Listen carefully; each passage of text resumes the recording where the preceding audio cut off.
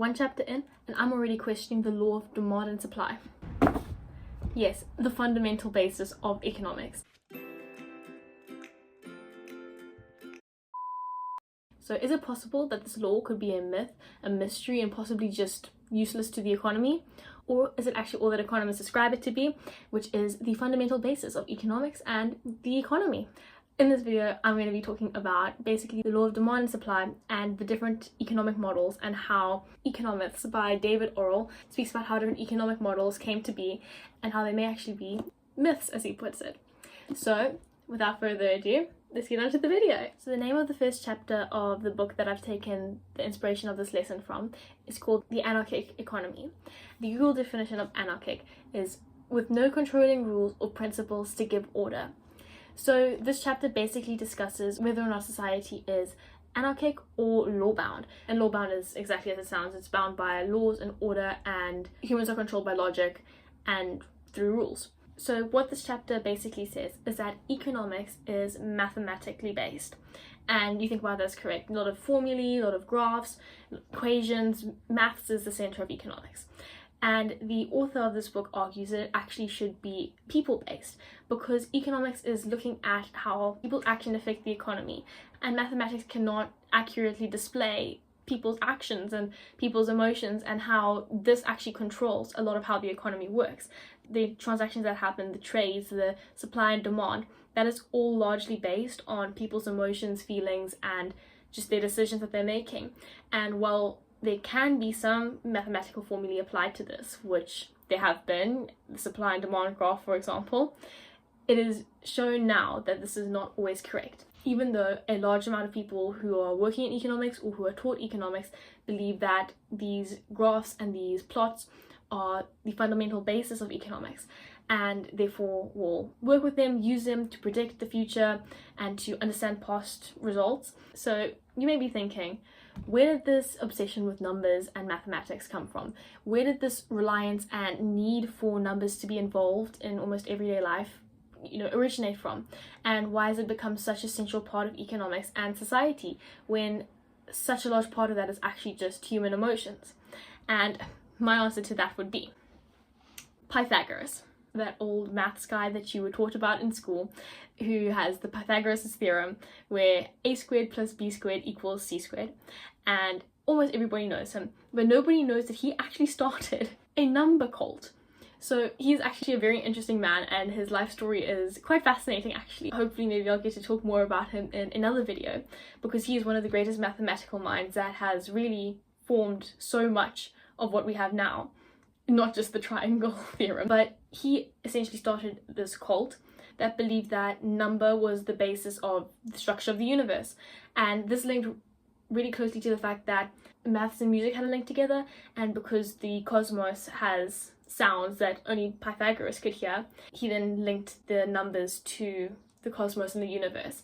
And so Pythagoras essentially just came up with this idea that one set of laws will satisfy everywhere in the specific example. So exactly, his theorem with the triangles will satisfy every right angle triangle. All of them will have that same equation, and therefore he would be saying that with demand and supply, that will happen in every situation, and it'll always be exactly the same, and it'll be able to work everywhere. And so this is basically just the fun origination story of how economics became so originated around maths, and how it actually wasn't just a random, we want maths to be in everything. It came from Pythagoras, who started a cult that decided to worship number and believed that number was involved in everything in life, and that included people's decisions and their emotions and feelings. And so therefore it would make sense that early on economics, very early on economics, would believe that these equations would then satisfy all situations. Okay, so then moving on to possibly more modern situations, because you think Pythagoras was ages ago, how is that still being pulled forward to now? And his number cult doesn't really exist anymore, or no, so his cult does no longer exist. They all died out in the 4th century BC. There were no more people who worship number, but yet there is still this strong belief that mathematics is involved in everybody at all times. And so this is when we bring in Newton. And now you're probably thinking, why are we bringing in Newton? because he came up with this idea that there are minute particles that will bump into each other in the atmosphere, and they will cause a collision, they will cause a change, but then they will remain unchanged after the collision. So they are unaffected afterwards, but the change has occurred. And so from this stemmed this theory called the neoclassical theory. And this is basically the idea that humans are almost like Newton's description of particles, where we are unconnected individuals who will almost collide like the particles. By collide, I mean exchanging goods and services and money. And so that's the equivalent of the collision. And then afterwards will remain unchanged and the exact same. And this would mean that behavior can be predicted by economic law, because all people will remain the exact same after and before, and it's just the trade that has happened that makes a difference to the economy and to the demand and to the supply. And that is the neoclassical theory, which stems from Newton's theory. This has actually been taken a little bit further by a person called Jeremy Bentham. He created this thing called hedonic calculus. So this is basically the idea that the reason the economy moves around then through trade and demand and supply is because of utility. So this hedonic calculus subtracts the utility points of pleasure from the utility points of pain. So if buying an apple gave you 3 utility points of pleasure, and paying for the apple gave you 2 utility points of pain, then the pleasure would outweigh the pain, obviously, and therefore this would be a positive trade on your behalf. People believe that economics and this completely rational mind is set into each person, and this neoclassical theory actually would work if this was how a human's mind did work, in the points of exactly pleasure and pain, and one outweighing the other and making the most rational choice. And in a lot of economic models, economists always assume that people have rational decision making, and this is not always true. People are driven by emotions and feelings, most of the time at least, and economic mathematical mind. People will also not remain unchanged after a transaction has been made. They will be left with a certain emotion or feeling, and so it will not leave them unchanged. It'll possibly affect all other trades that they will then make in the future. Okay, so then moving on to actually looking more at the demand and supply curves themselves. So the demand and supply law is basically equivalent to the law of gravity.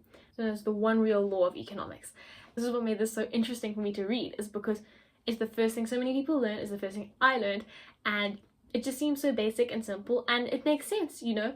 The demand curve in itself makes sense, the supply curve in itself makes sense, and overall, neoclassical theorists will agree that the market price will be driven to exactly where the equilibrium is, because, you know, that'll make sense. If the demand curve shifts, then the equilibrium price will shift, and therefore the prices will change based on market behavior.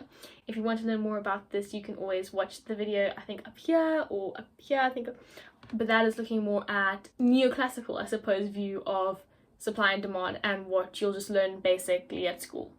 So this is more a view of you really thinking out of the box, and this is what this whole book is about.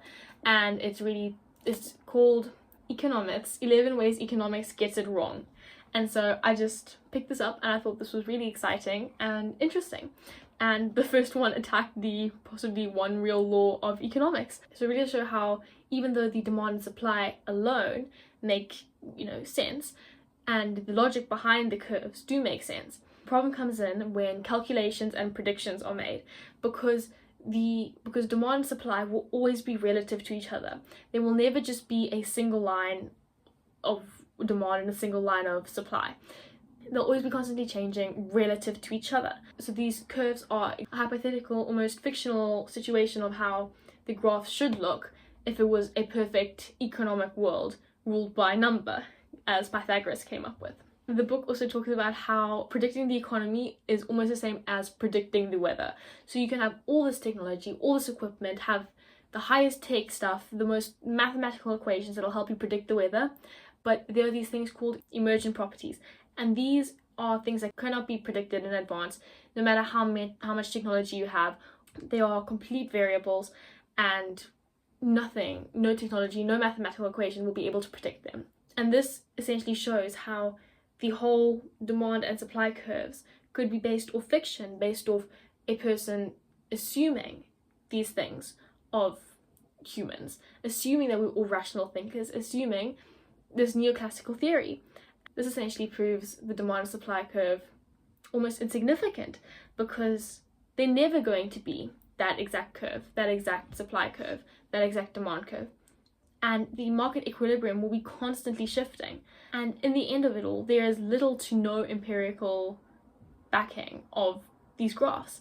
So there have also been hardly any times where these graphs have been accurately describing the economy, and more than enough times to show how chaotic and uncontrollable the economy is. And so that is basically showing how it is possible that the demand and supply curves are actually insignificant in the larger scheme of things, as they hardly ever accurately show what the economy is actually doing and how it actually functions, but it is more just there for mathematical backing of economics. So while I'm aware that this is a very different and possibly controversial view on economics, I thought that this was actually very interesting to read, and I had a lot of fun questioning what I learned in the past couple of weeks, because I myself am learning as I go through, and looking at different views and points I think is incredibly important. And if there's anything you'd like to add or any questions you'd like to ask, please do so in the comments and I will try my best to answer them. Thank you so much for watching. I really hope you enjoyed this video. I had so much fun making it. Thank you.